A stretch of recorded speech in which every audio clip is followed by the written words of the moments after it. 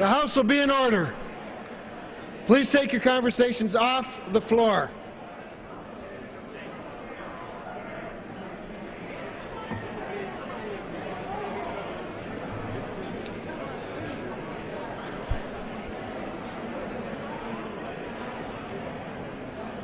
Please take your conversations off the floor.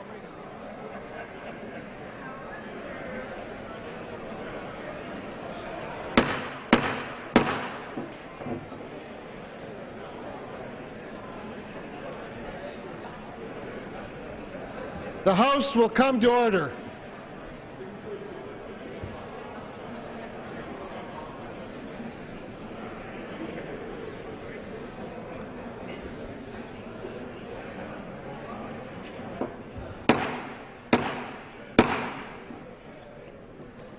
The Chair will now entertain requests for 1-minute speeches.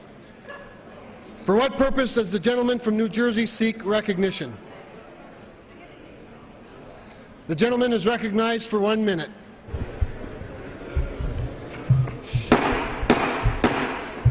The House will come to order, please. Please take your conversations outside the chamber.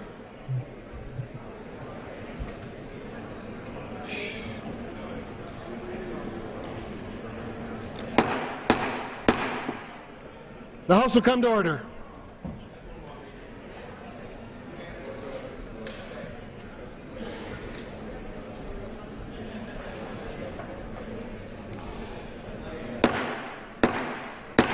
The House will please come to order.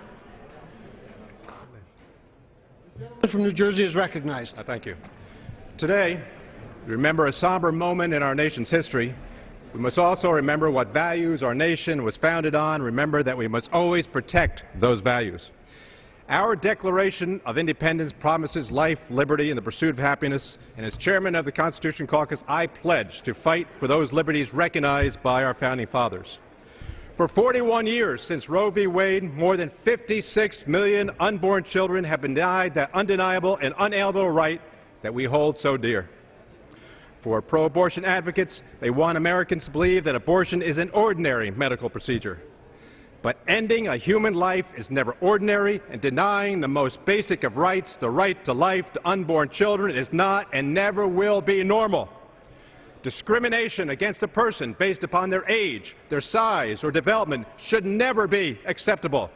So I join my colleagues tonight to speak out for the value of human life, because we must speak for those who cannot speak for themselves. We must continue the fight, protect that most fundamental right, the right to life. With that, I yield back. Please come to order.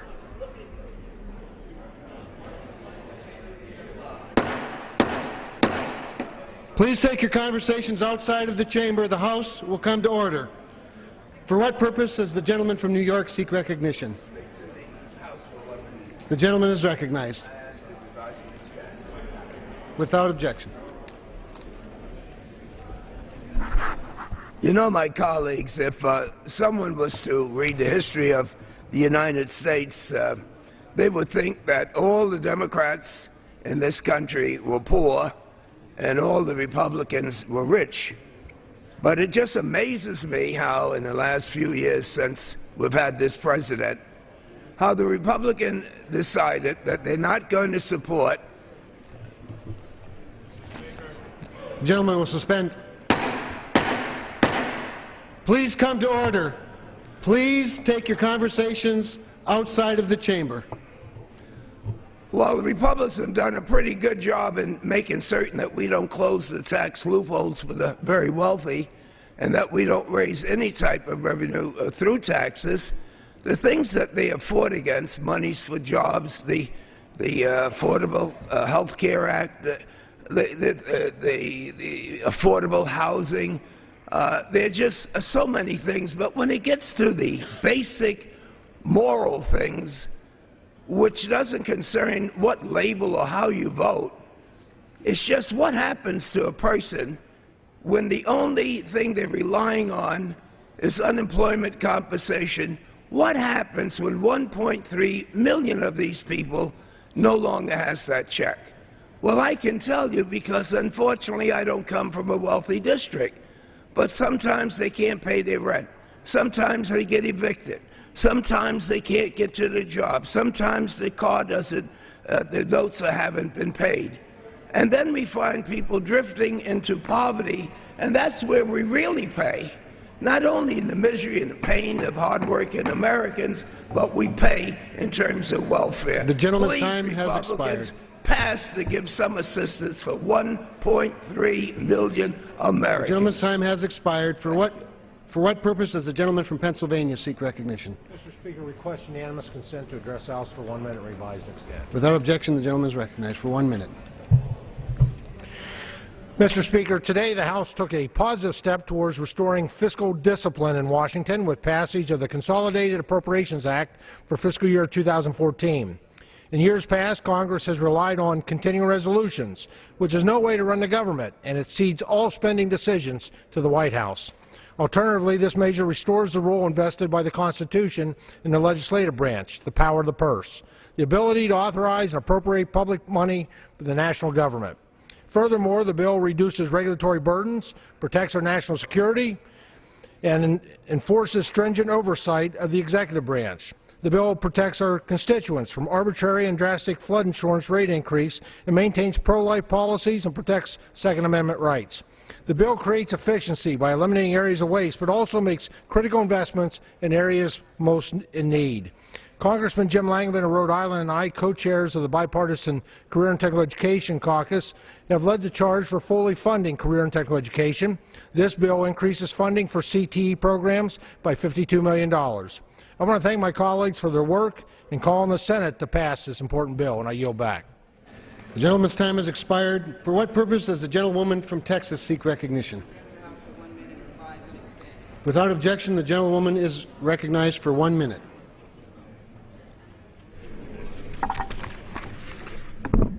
Speaker, today I rise to plead for the restoration of food programs like SNAP that have been targeted for reduction by billions of dollars due to sequestration and direct cuts. In 2013, according to the Houston Food Bank's MAP the Meal Gap report, the overall food insecurity for Houston Food Bank 8-county service area was 18.5%, and children's food insecurity was 24.2%.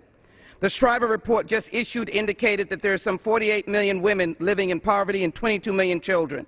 The Houston Food Bank reports that 415,000 children, or 1 in 4 children in their service area, are food insecure. And when we had a meeting with the chronically unemployed, the food bank acknowledged that the social network is overworked and overserviced. Although I know they will work to do their best. 11,000 more children are food insecure than in this year, and 21,000 more adults are food insecure. That is why I'm introducing H.R. 3888, the New Chance for a New Start Life Act 2014, to train the chronically unemployed, some 37.7% of the unemployed. I also want to salute, Mr. Speaker, the Alpha Kappa Alpha. This is their Founders Day on January 15th, as well as the birthday of Martin Luther King. In their name, let us do for those who need. The gentlewoman's time I has yield back expired. my time. For what purpose does the gentleman from Pennsylvania seek recognition? I rise and ask unanimous consent to address the House for 1 minute. Without objection, the gentleman is recognized for 1 minute. Thank you, Mr. Speaker. Our founders understood that all human beings are created equal and are endowed by their Creator with certain unalienable rights. The most important of these rights is the right to life. Next week is the March for Life, the largest pro-life demonstration in the world. It has been over 40 years since the tragedy of Roe v. Wade, and the March for Life has brought together pro-life advocates every year since. The March for Life is an important demonstration of our ongoing commitment to being advocates for those who cannot advocate for themselves. Congress has made critical gains in the fight to protect life, but there is still work that must be done. We have a duty to stand and fight for the protection of the unborn, and I believe that life begins at contraception and should be protected at all stages. Every day, more and more Americans join us in this battle to protect life, and the movement to protect the unborn grows stronger each year. We must continue to build on the gains that have been made and work towards building a future where the sanctity of life is upheld across the nation. I yield back the balance of my time. The gentleman yields back. For what purpose does the gentleman from Illinois seek recognition? Address the House for 1 minute, revise and extend my remarks. Without objection, the gentleman is recognized for 1 minute. Thank you, Mr. Speaker. You know, the good book says that man does not live by bread alone. But I can tell you, if you don't have any, and if you don't have any milk, and you don't have any baby food, and you don't have all of those essentials that provide good nutrition, then you don't live healthy. I urge my colleagues, let's not cut SNAP. Let's not take food out of the mouths of those who are hungry. Let's make sure that they can not only have bread, but milk and cheese and everything else that goes with it. And I yield back. The gentleman yields back. For what purpose does the gentleman from Illinois seek recognition? To address the House for 1 minute and to advise and extend my remarks. Without objection, the gentleman is recognized for 1 minute.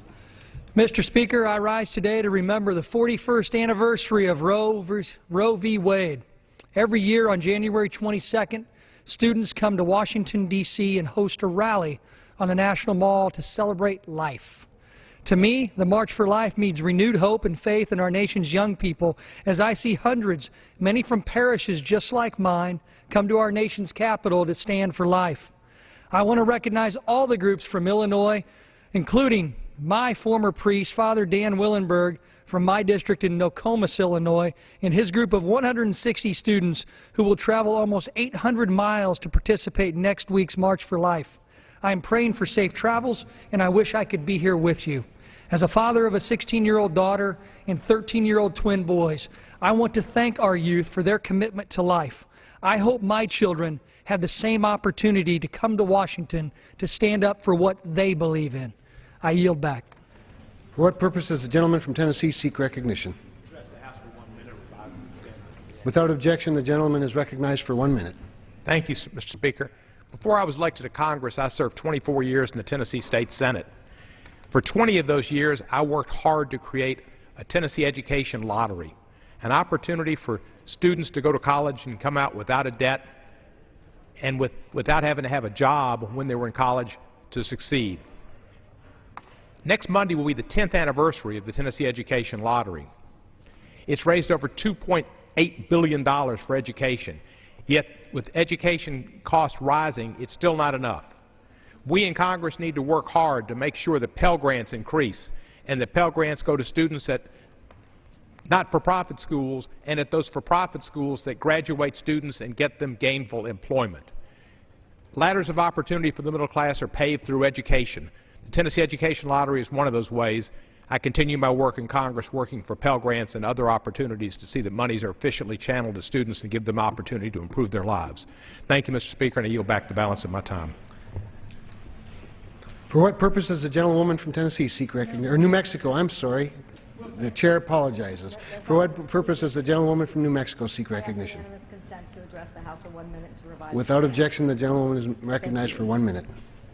Mr. Speaker, in western states like New Mexico, where we continue to endure severe drought, it has become clear that water is a resource that can no longer be taken for granted. Instead, we must recognize just how essential it is for households, for businesses, for the environment, for jobs, for life, and we must rise to the challenge. Because New Mexico can and should be the next innovation hub for water management technology. New Mexico is reported to have approximately 15.4 billion acre-feet of brackish water. That's enough to sustain 3 million people for 300 years. Our communities could greatly benefit from investments in desalination technology, which would create a new water supply for our municipalities, businesses, and industries, while also leading to more jobs and more economic development. Mr. Speaker, we must continue investing in water technology initiatives, not only to better manage existing water resources, but to unlock alternative water resources. I eagerly anticipate the input from my constituents and colleagues as we set a dynamic course that will demonstrate to the region, to the country, and the world that New Mexico can respond to adversity and become a leader in water resources management. I yield back. The gentlewoman's time has expired. For what purpose does the gentleman from Michigan seek recognition? To address the House for 1 minute, revise and extend remarks. Without objection, the gentleman is recognized for 1 minute. Thank you, Mr. Speaker. I rise today because thousands of folks in my home state of Michigan are looking for work, and Washington is making their job search much harder. The failure of Congress to find common ground to extend unemployment insurance is shameful when so many families are desperately trying to make ends meet while struggling to find work. Tomorrow, Congress will leave for a 10-day recess while another 100,000 Americans lose their lifeline and will be left out in the cold. This is simply unacceptable. I am circulating a letter calling on Speaker Boehner to cancel this recess until unemployment insurance is extended. Over 90 of my colleagues have already signed on, and we are all prepared to stay in Washington to get this done. Extending unemployment benefits is a proven economic return. It's the right thing to do for Michigan families, for families all across our country, and for our economy. The clock is ticking. Let's cancel this recess now and get to work. The gentleman's time has expired. The chair lays before the House the following personal request. Leave of absence requested for Mr. Rush of Illinois for January 13th through January 16th. Without objection, the request is granted. Under the Speaker's announced policy of January 3, 2013, the gentleman from New Jersey, Mr. Smith, is recognized for 60 minutes as the designee of the Majority Leader. Thank you very much, Mr. Speaker. Mr. Speaker, I ask unanimous consent that all members may have 5 legislative days within which to revise and extend their remarks and include extraneous material on the subject of our special order. Without objection. Great. Mr. Speaker, I yield to my good friend and colleague, Virginia Fox, the gentlelady from North Carolina.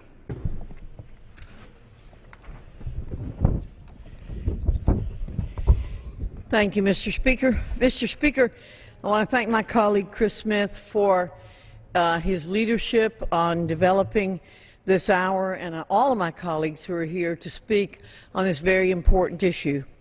This week marks the 41st anniversary of a Supreme Court decision which has denied 56 million children the right to life and denied the people of this nation the ability to govern their country in a manner that aligns with their conscience. I thank my fellow members for speaking today and marking this somber occasion. Life is a gift from God and should be cherished. It is my strong belief that life begins at conception, and few things demean the sanctity of human life more than elective abortion. The unborn are the most innocent members of our society, and the fact that their right to exist has not been recognized in 41 years is a stain on our nation's character. As members of the Pro-Life Caucus, we have worked to eliminate taxpayer funding for abortion, fought to preserve pro-life health care providers' rights of conscience. We have followed medical research that indicates infants can feel pain in the womb as early as the 20th week of pregnancy, and passed legislation that would eliminate abortion after that time. These are worthy pieces of legislation, but, Mr. Speaker, more must be done. I hope that the day will soon come when the Supreme Court sees fit to overturn Roe and allow the people the ability to eliminate the practice of elective abortion entirely. For as long as I have the privilege of serving in Congress, I will work to ensure unborn children, the most vulnerable members of our society, are protected.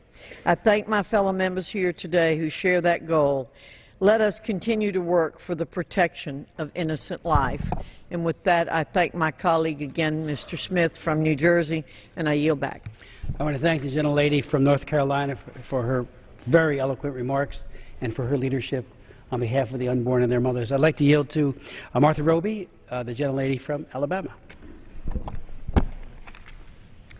Thank you, Mr. Speaker, and I want to thank the gentleman from New Jersey for his leadership in the Pro-Life Caucus and for organizing today's discussion. Of course, next week will mark 41 years since the landmark Supreme Court decision in Roe v. Wade. And since then, approximately 56 million unborn children have been aborted in the United States. 56 million unborn children aborted. Recently, important legislative actions have been taken to defend the unborn and protect women from the brutality of late-term abortions. These include measures to tighten restrictions and raise health and safety standards for abortion providers. And as we fight to increase protection for life under the law, I believe it is equally as important to promote the respect for life, emphasizing adoption as a loving alternative to abortion. Mr. Speaker, I want to take a moment to highlight a very special organization in my state called Agape. Agape provides adoption services, counseling, and outreach programs to mothers-to-be across central Alabama. Talk to anyone who has gone through either side of the adoption process, and they'll tell you how challenging it is. And that's where Agape comes in. Agape is there to find permanent, nurturing families for children and to make sure all involved in the adoption process have the support they need. It's groups like Agape that help a woman with an unplanned pregnancy know about the loving, non-judgmental way adoption works. It's groups like Agape that give children the hope and opportunity to grow up healthy and happy. It's groups like Agape that make it possible for families who don't think they can ever have children to experience the unique blessing of adoption and be made whole. Mr. Speaker, adoption is humanity's recognition of the miracle of life, an affirmation that every life matters and that each person has value in this world. As we here amongst my colleagues today reaffirm our commitment to protect life under the law, let us also take this opportunity to promote life by supporting birth mothers, adoptive parents, and organizations like Agape that connect them. Thank you, Mr. Speaker, and thank you again to Mr. Smith for your leadership as always. I yield back. Ms. Roby, thank you very much, and for again underscoring the viable option that is available and that is far too seldom selected, and that is the loving option of adoption. Thank you so much. Gentleman from Ohio, Mr. Latta.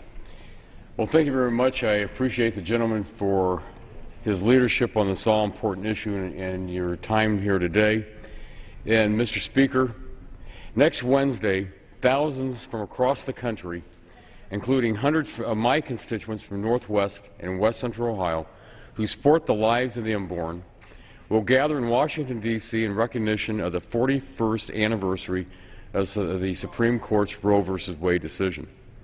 While the March for Life represents a somber occasion to reflect on the tens of millions of lives lost and the harm to women and families that have needlessly come about as the result of legalized abortion, it also represents an opportunity to strengthen our voices and renew our efforts in support for life across the country.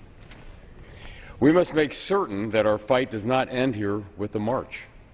We must continue to be daily engaged and vigilant in protecting and defending the right to life of the unborn children and ensure that federal policies that openly seek to threaten those rights or curb them through limitations or veiled assaults on the exercise of conscience rights are defeated.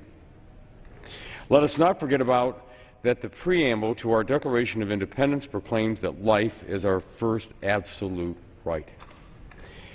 Thank you to the tens of thousands of Americans who spend their time and continue to dedicate their efforts to this vitally important cause. I am committed to fighting with you in defending the sanctity of life. And Mr. Chairman and Mr. Speaker, I yield back. Thank you. Mr. Latta, thank you very much for your leadership and for your compassion for the weakest and most vulnerable. I'd like to yield to the co-chair of the Congressional Pro-Life Caucus, Dan Lipinski, the gentleman from Illinois. Mr. Speaker, I want to begin by thanking Chairman Smith for all the work that he does on not just this issue of protecting life of the unborn here in the United States, but on human rights around the world. We all know that the first human right is the right to life, without which nothing else is possible. I'm very proud to support the legislation Ms. Fox has talked about, that we are trying to move forward here in the House to protect life, to do what a large majority of the American people want to do, is to stop taxpayer funding of abortion. But today I want to talk about what's going on outside of the Capitol.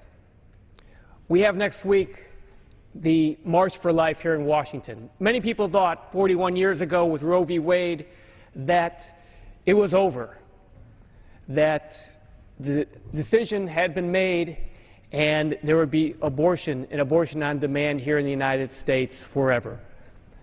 But a year later, there was the first March for Life. Now, the 40th March for Life. We will see hundreds of thousands of Americans come out here, so many young people coming out here to show their support for life. And I want to thank them for taking the time, making the effort to come out and speak for those who can't speak for themselves. I will be here next week to address the crowd before the march. In Chicago on this coming Sunday, there will be tens of thousands who can't go to Washington who will be out for a March for Life.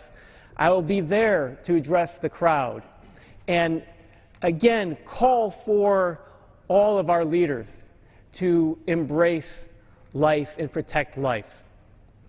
Ms. Roby talked about the other issues, the other things that people who are doing in the pro-life movement, which is so vitally important, because it's not just about legislation. It's just not about protecting life through law, which we must do, but it's about adoption. Ms. Roby talked very eloquently about all those who are involved in adoption out there, tens of thousands who give their time, give their lives to adopt babies. We also have the crisis pregnancy centers, who not only tell women who are pregnant about the options for them, they provide for them. They provide food.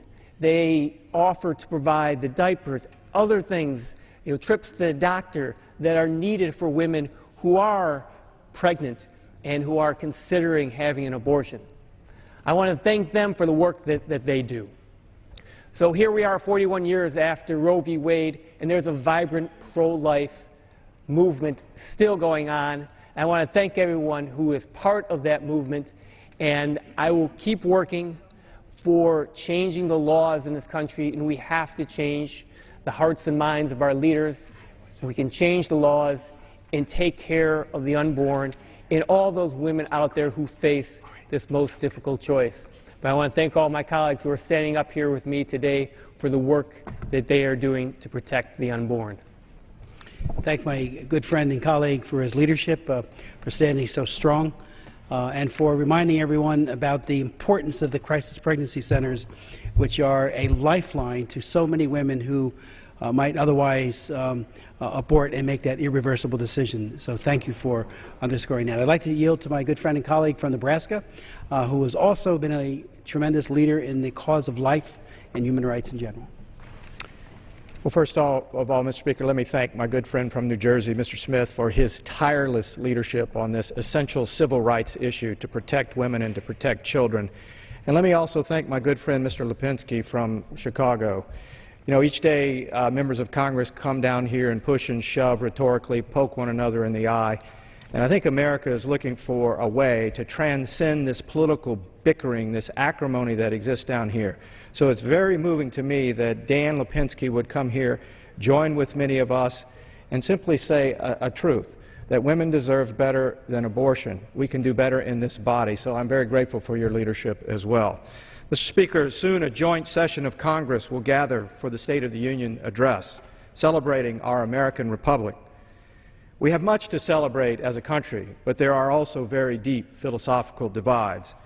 And sometimes the tone of disagreement makes me wonder what happened to respect for the cherished notion of political opposition and the intellectual diversity that makes America truly great.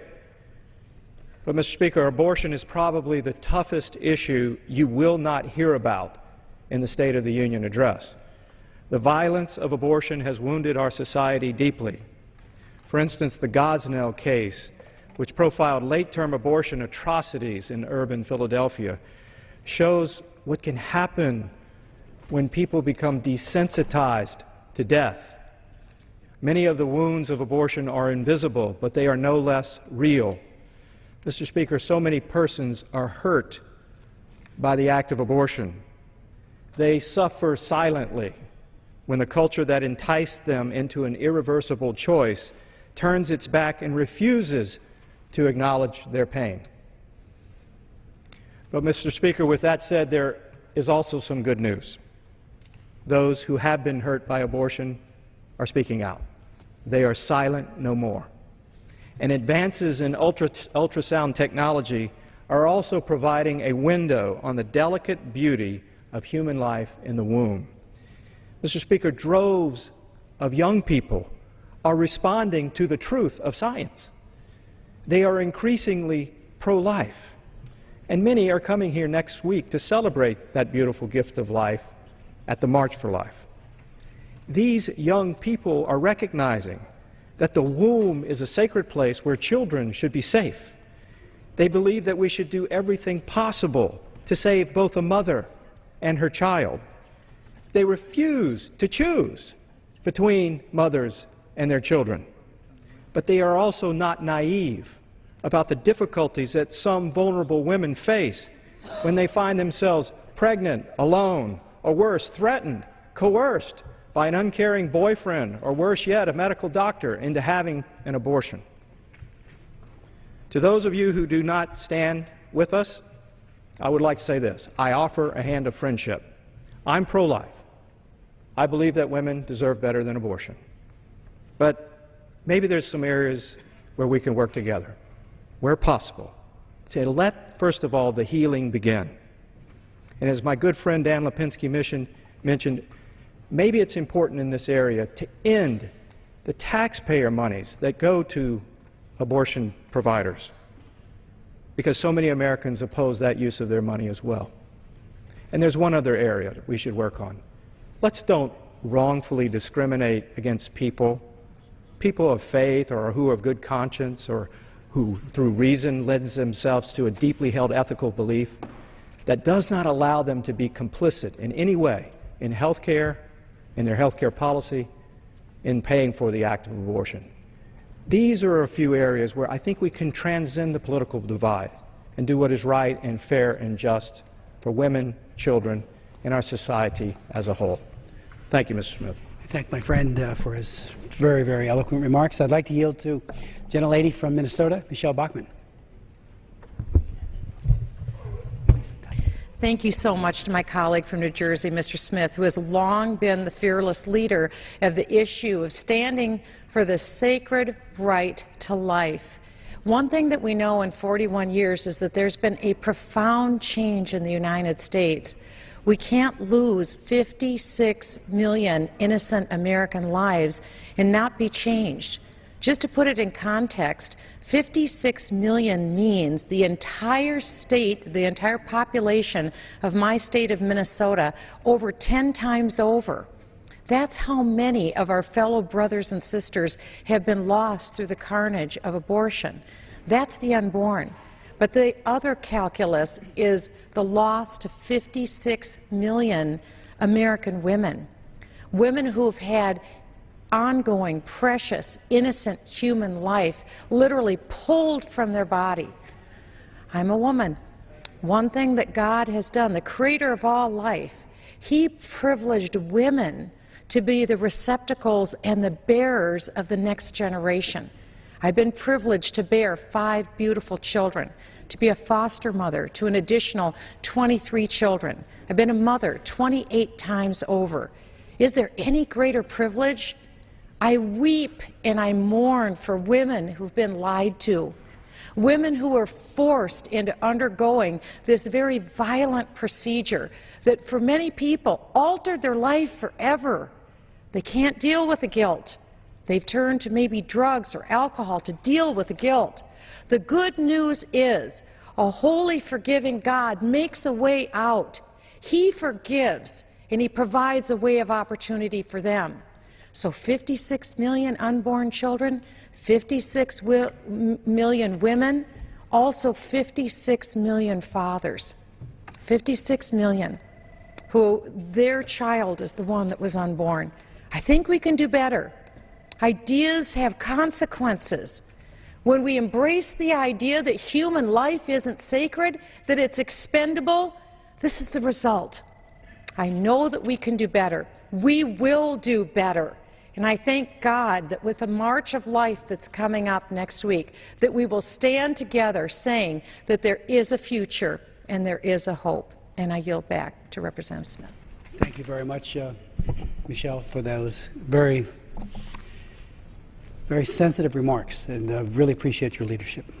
I'd like to now yield to my friend and colleague from Michigan, Mr. Huizinga. Well, I appreciate the gentleman from New Jersey and his leadership that he has provided all of us in the pro-life caucus.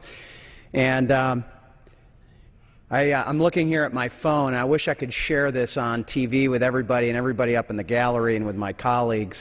It's of someone very special named Sloan, and I'm going to tell a little story about her a little later. But this is an inspiration as I'm coming up here today to talk a little bit about this issue. And the numbers, the statistics have been shared, and sometimes they ring hollow, right? It's just numbers, and we have to attach the lives that have been affected by that. Not only those children whose lives were lost, but the mothers, the fathers, the grandparents.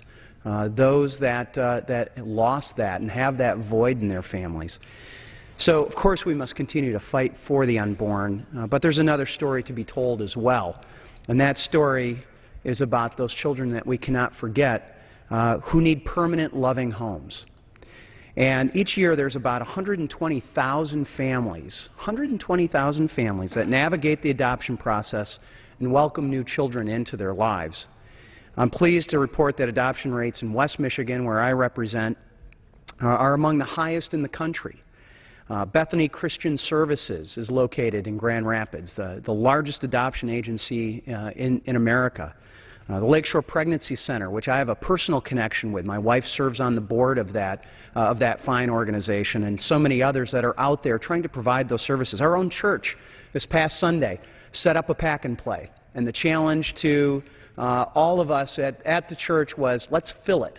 In fact, let's fulfill 2 of those pack and plays with all the needs that these mothers and these children have, so we can provide that alternative to those young ladies oftentimes who are desperate and are looking for a way out. They're looking for an answer, and they don't know where to turn so often.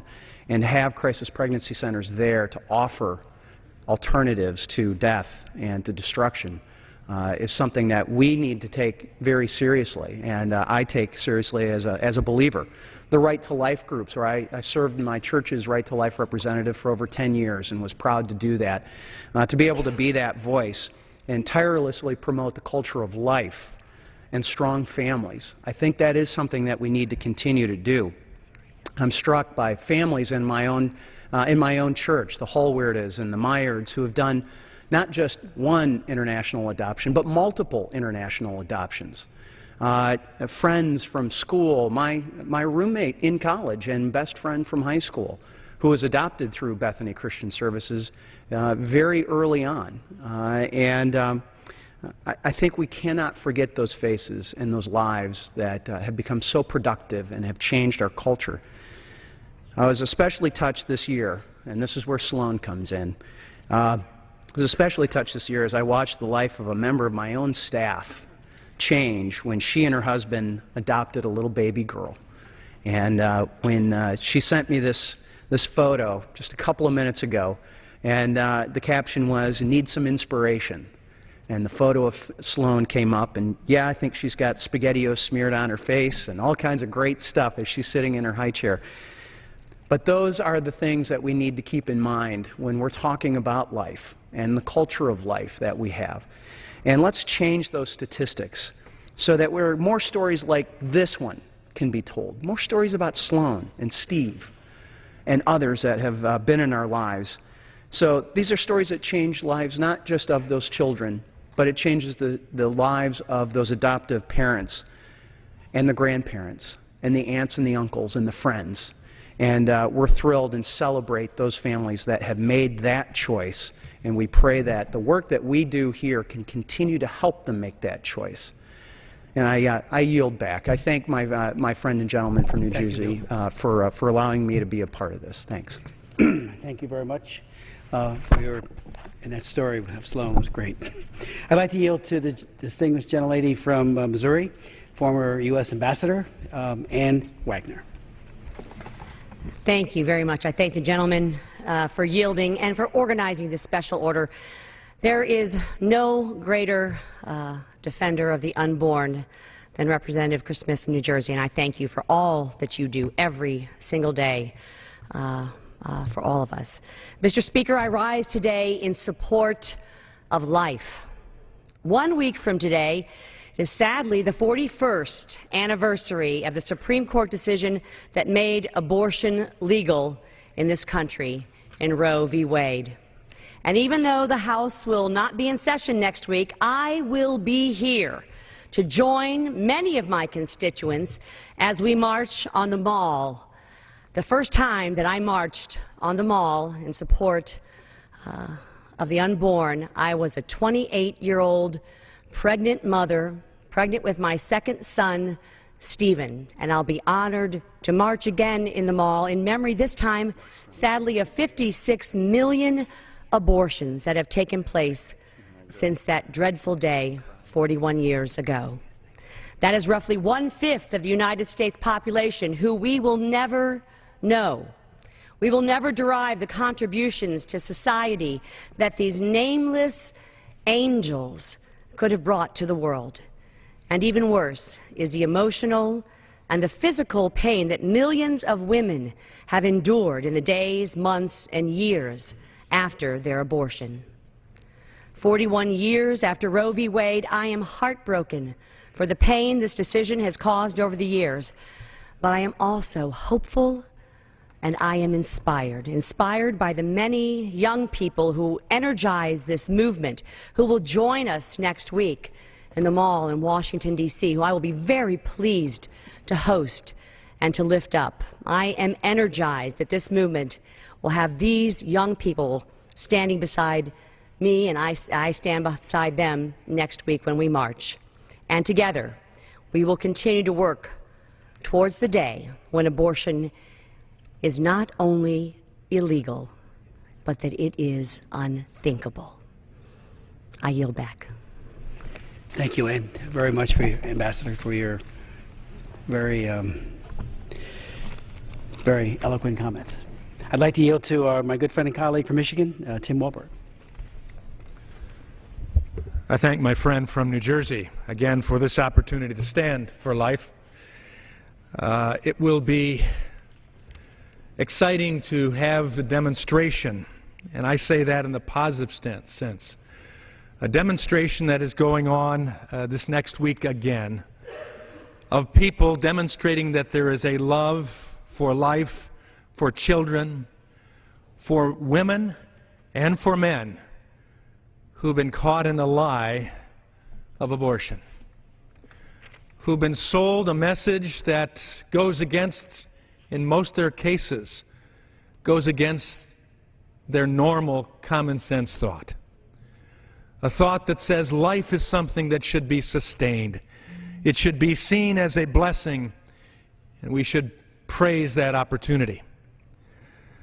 Mr. Speaker, my wife and I have always seen it as a high privilege to stand on a platform and look out across the crowd of hundreds of thousands of individuals who have love on their faces for life, for fellow humans, for people caught in very difficult situations, with a great desire to tell the truth that there is a difference, there is an opportunity that they can share with others that could experience hope.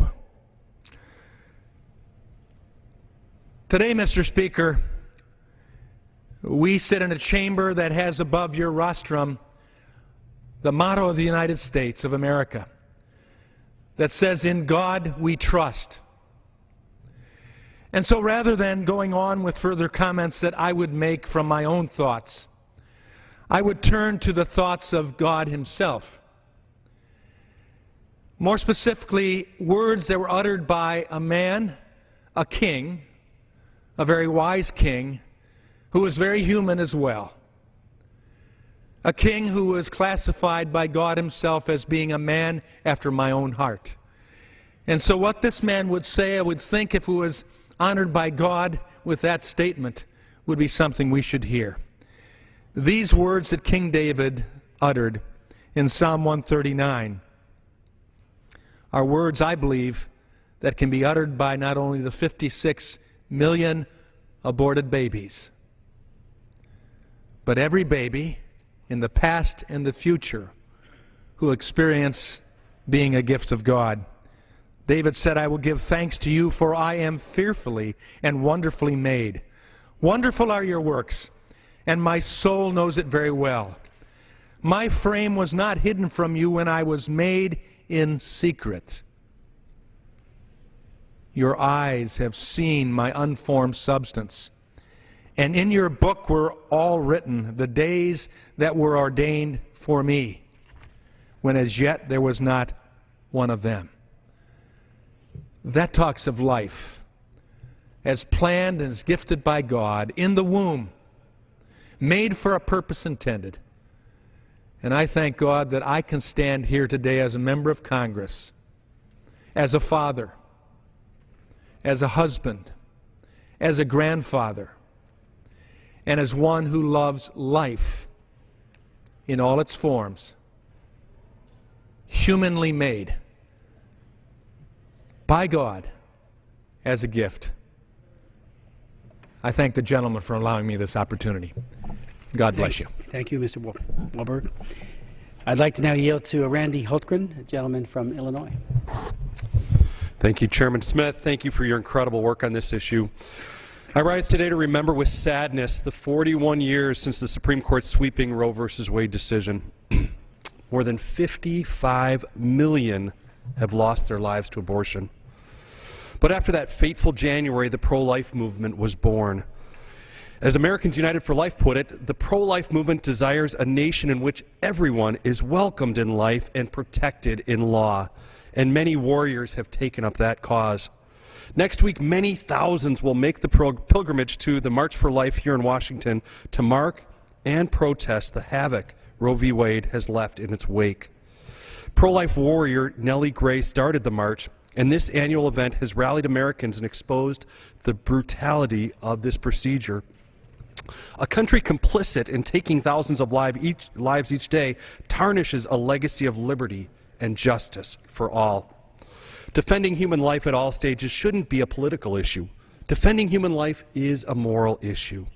It is a moral outrage and a violation of religious liberty for any American to be forced to participate in the funding of abortion. No one believed this more than the late Honorable Henry Hyde, another warrior for life and my hero and mentor. Henry Hyde represented the Illinois 6th Congressional District for 33 years. His crowning achievement, the Hyde Amendment, barred the use of taxpayer funds for abortion. Congress has reaffirmed this amendment over and over again. We must protect this principle by passing bills like the No Taxpayer Funding for Abortion Act, a bill which would make the Hyde Amendment permanent and government-wide. No one should be coerced into paying for a procedure that violates their conscience. Another warrior for life, Irene Napier, is a woman who lives in the district I represent, the 14th District of Illinois. This Crystal Lake resident has dedicated her life to defending the unborn. Now President Emeritus of the Right for Life of McHenry County, through the years, Irene has stood up for the truth that every child should be given a chance to be loved and wanted. Every human life has inherent dignity that is worth protecting. When we allow abortion, we are really saying that human lives are disposable, that we can throw away anything or anyone that inconveniences us. But people like Irene, Henry, and Nellie, and all of us who claim to be pro-life know that notion is repugnant, and we reject it. Each child, each mother is a unique gift. No one should throw that gift away. I yield back. Thank you. Thank you very much. I say to my friend from Illinois, I'd like to now yield to Mr. Yulskamp. Thank you, Mr. Chairman. I certainly appreciate your leadership, and long before I came here to this body, I have always considered you my personal hero, so I thank you for that continued leadership. Next week, we will see the 41st March for Life. I've been attending marches nearly for all of the last 20 years, either here or in Kansas, because protecting life is something I strongly believe in. I believed in enough to take part in the Summer of Mercy in Wichita, Kansas, despite the heat, the ridicule, and the threat of arrest. And I believe in enough that my wife and I met doing pro-life work, helping and encouraging women in crisis pregnancies. And we believe in protecting life enough to have 4 adopted children.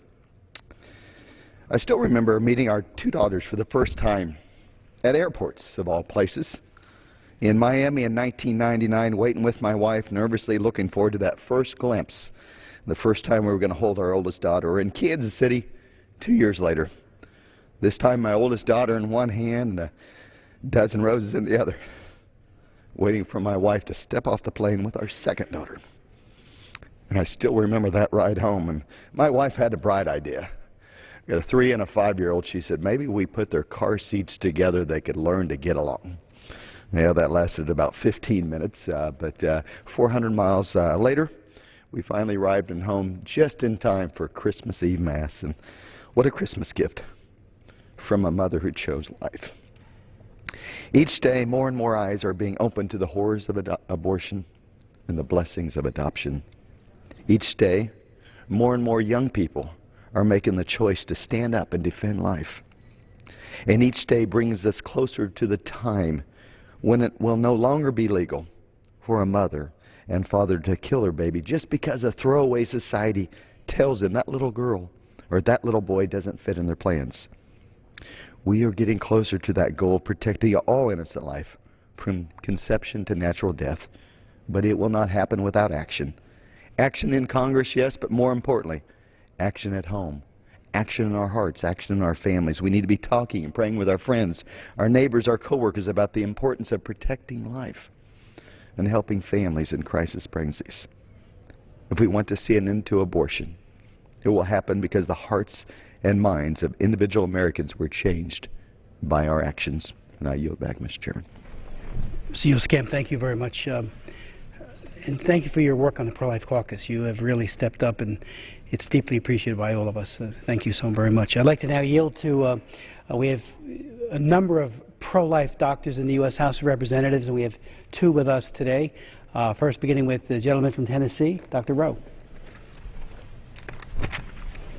Mr. Speaker, I thank the gentleman for yielding. And before I begin, I must spend just a moment or two talking about Congressman Chris Smith, who has been down here for 3 decades of his life, advocating for life tirelessly. And this nation and the unborn owe this man right here a gift of thanks and gratitude. And I do, Chris, thank you very much for your work and leadership in this.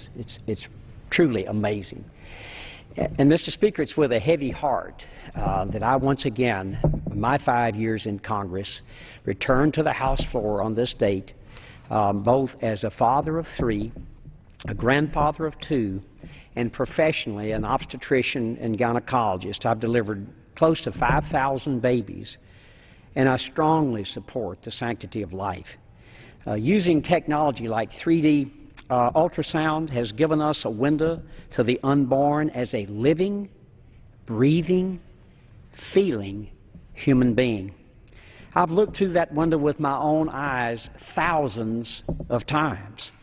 I've seen human development occur at its earliest stages of a baby's life all the way through birth, which strengthens my conviction in the right to life, and have lived in a small rural community in East Tennessee and watched these children I've delivered grow up to be doctors and nurses and professionals and teachers, and to have their own children and families. Life is a precious miracle from God that does begin at conception. It's our responsibility and a privilege as legislators to protect those who don't have a voice.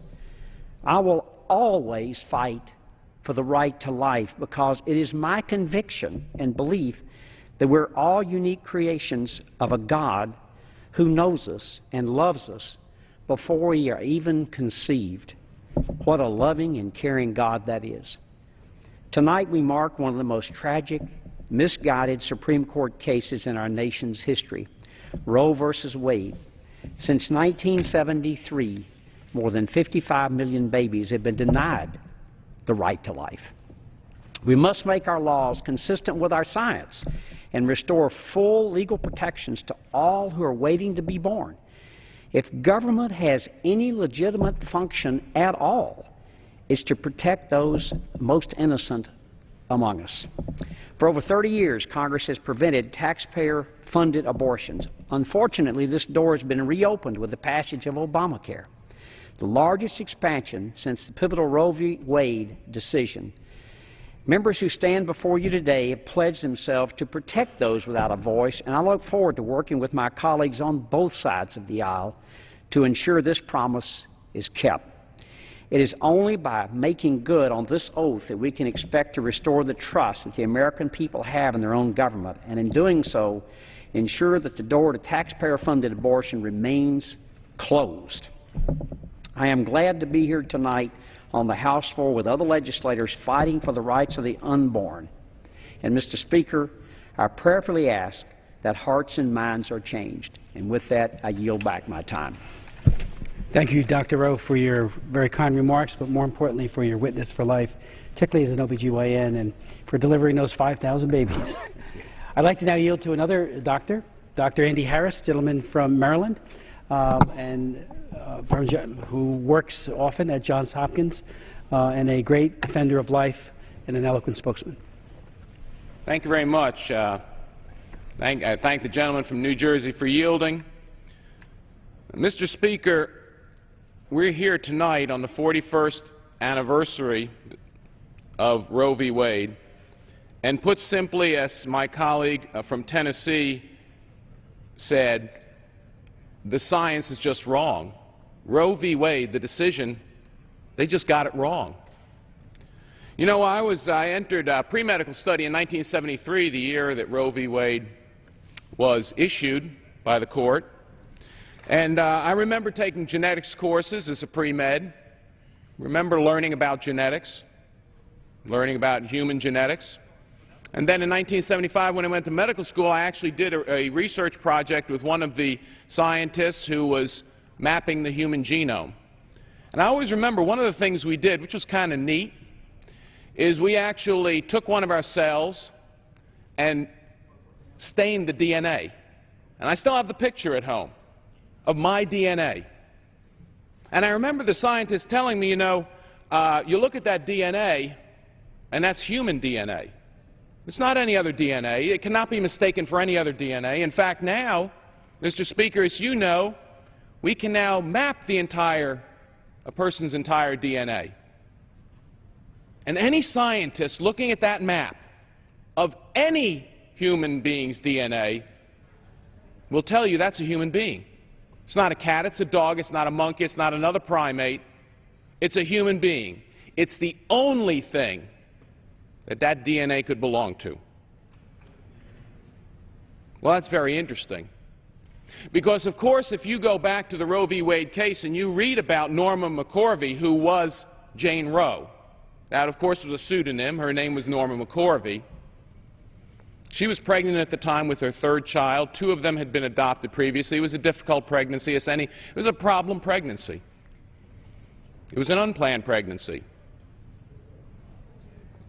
Well, Norma ran into two lawyers who wanted to overturn, two ambitious lawyers who later she would go on to say she was, quote, the pawn of two young and ambitious lawyers who just wanted to test the case, the Texas law. They wanted to bring it to the Supreme Court, who told her that her fetus was just, and I quote, a blob of tissue. Mr. Speaker, we know much better than that. Science knows much better than that. It was not a blob of tissue. It was a human being. It had the same chromosomes, the same DNA, the same genetics as you and I. Any scientist in the world could tell that that's a human being. In fact, from the moment of conception, the scientific truth is we're dealing with human beings. In the case of Roe v. Wade, 56 million human beings whose lives were ended as a result of that decision. Now, we're going to celebrate, and I mean celebrate with a pro-life rally, life next week. And in the end, we're going to win this struggle. Because in the end, what the justices determined were legal beings are going to be really determined to be human beings worthy of protection. And I will tell you why there are going to be so many of the nation's youth at that rally. because our nation's youth grew up knowing that Roe v. Wade is in fact the law of the land, and in fact, the law says legally their existence may have been threatened. And Mr. Speaker, I've told this story before.